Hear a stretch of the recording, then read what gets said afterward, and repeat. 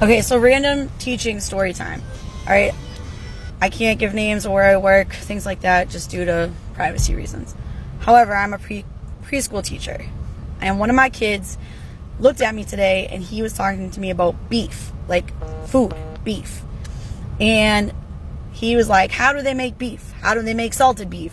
All this going on all day about beef. And I was like, why are we having this conversation? Like, I don't even know how to begin to explain this to a preschooler, okay?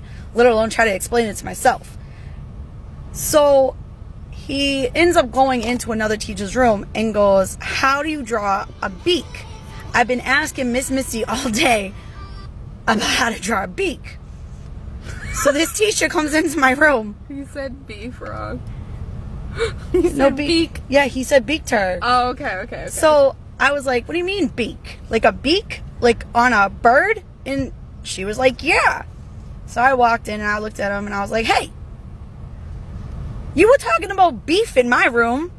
You never said anything about a beak. He goes, yeah, you know, beak, waddle, waddle. I was like, I don't have no idea what those two things have to do with each other unless you're talking about a duck. But you were talking about beef in my classroom to the point where a girl in my class is sitting next to him and looks at him and goes, you were talking about beef like a cow, not a beak, as in a bird. And he goes, y'all just don't understand what I'm trying to say. I can't make this up. I really can't.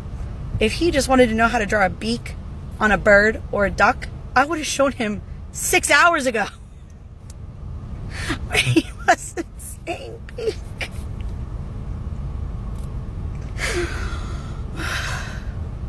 I love my kids.